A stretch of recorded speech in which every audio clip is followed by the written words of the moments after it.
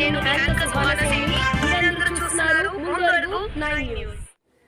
గాజువాక నియోజకవర్గంలో జై మహాభారత్ పార్టీ తరఫున కాండ్రేగుల ఆదినారాయణ ఇండిపెండెంట్ అభ్యర్థిగా పోటీ చేస్తున్నారు. ప్రతి ఒక్కరూ మీ ఓటు వేసి నన్ను గెలిపిస్తారని కోరుకుంటున్నానంటూ ప్రతి ఒక్కరి సమస్యల్ని కూడా అడిగి తెలుసుకొని గెలిచిన తర్వాత ఆ సమస్యలన్నీ కూడా క్లియర్ చేయడానికి నేను సిద్ధంగా ఉన్నానంటూ మీడియాతో మాట్లాడారు. రేపు 13వ తారీఖున మన గుర్తు ఫ్లూట్కి ఓటు వేసి నన్ను గెలిపిస్తానని కోరుకుంటున్నానంటూ చెప్పారు. నమస్కారం, నా పేరు ఇందిర. నేను జై మహాభారత్ పార్టీ తరఫున మా నాన్నగారికి మద్దతుగా చెప్తున్నాను.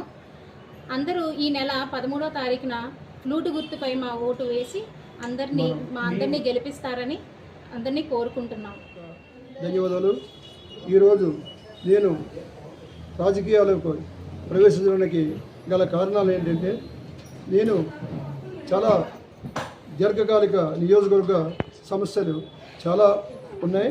అందులో ముఖ్యంగా స్టీల్ ప్లాంట్ ప్రైవేటీకరణ భూతంలాగా ఉంది. ఆ భూతాన్ని ఎవరు ఇప్పటికొచ్చి నాయకులు ఏమీ చెప్పకుండా నిర్వీర్యం చేసి దానికోసం అదొక పాయింట్. అదే విధంగా అదే ఆటోనగర్లో పొల్యూషన్ కంట్రోల్ బోర్డు ఒకటి ఏర్పాటు చేయాలని నా దృక్పథం. అంటే లక్షల కోట్లు ఈ విధంగా దుర్వినియోగం చేస్తున్నారు. అది ప్రజలకి ఉపయోగం లేకుండా పోతుంది. అదొక పాయింట్. 2 పాయింట్. 3, నేనేంటంటే డిజిటల్ లైబ్రరీని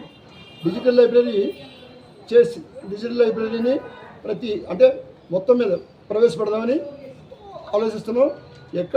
మళ్ళీ వరల్డ్లో 2000 బుక్స్ మినిమం ఉండేలాగా పత్రికలు అన్నీ ఏర్పాటు చేద్దామని నా ముఖ్య ఉద్దేశం.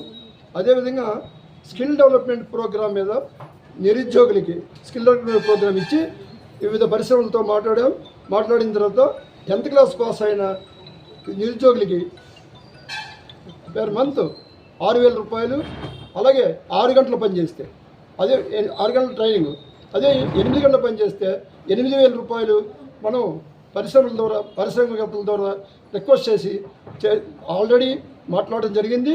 దీనికి ముందు ఇక్కడ 6 నెలల ముందు ఈ కార్యక్రమాన్ని నేను చేసాం. దానివల్ల వాళ్ళు ఏంటంటే వీళ్ళకందరికీ ఉద్యోగాలు ఏర్పాటు చేసిన తర్వాత ఒక 2 ఇయర్స్ అయిన తర్వాత ఫిక్స్డ్ శాలరీగా మినిమమ్ సెంట్రల్ గవర్నమెంట్ జీవో ప్రకారంగా state government GO first at a time Rajasekhara Reddy గారు జీవో స్టేట్ గవర్నమెంట్ జీవోని మినిమం వేజ్ని ఒకేసారి పెంచింది. దాంతో ఆయనదే కీర్తి చేసిన రాజశేఖర రెడ్డి గారు. అదేవిధంగా ఇంకోటి, ఇవాళ దళితులు ఇప్పుడు చాలా తక్కువ టైం ఉంది. ఎలక్షన్ మనకి ఆల్రెడీ 13 మనకి ప్రచారం చేయడానికి చాలా తక్కువ టైం ఉంది. మీరు జనాల్లో ఏం చెప్పి జనాల్లో వెళ్ళాలనుకుంటున్నారు చెప్పండి. మీ వ్యక్తిగత సమస్యల్ని వాళ్ళ ఓటర్స్లోకి వెళ్తున్నాం. ఇప్పుడు ఆల్రెడీ 4 ఓట్లు ప్రచార కార్యక్రమం పూర్తయింది. ఇంకా మేము నెక్స్ట్ మార్నింగ్ టైంలో మేము డోర్ టు డోర్ క్యాంపెయిన్ ప్రతి సమస్యలు వాళ్ళని నుంచి సేకరించడం జరిగింది.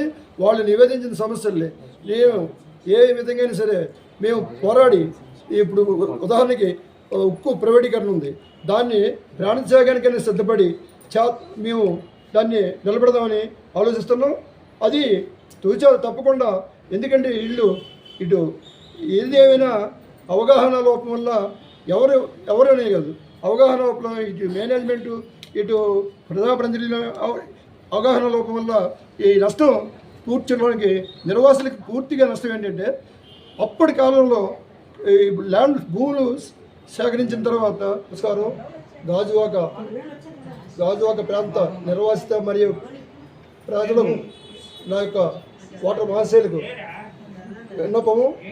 ఈరోజు ప్రస్తుతం ఆర్థికంగా బలపడిన వాళ్ళే నాయకులుగా కావాలనే ఉద్దేశం ఉన్నది. ఆ విధంగా కాకుండా ఓటుకు నోటుని వ్యతిరేకించి మా యొక్క అభ్యర్థిత్వాన్ని మీరు అతి పవిత్రమైన అతి అమూల్యమైన ఓటు ముద్రను మాకు వేసి అత్యధిక మెజార్టీ గెలిపించగలరని ఫ్లూట్ సింబల్పై ఫ్లూట్ గుర్తుపై వేసి అత్యధిక మెజార్టీతో గెలిపించగలరని సదా మీ అందరినీ వేడుకుంటున్నాను.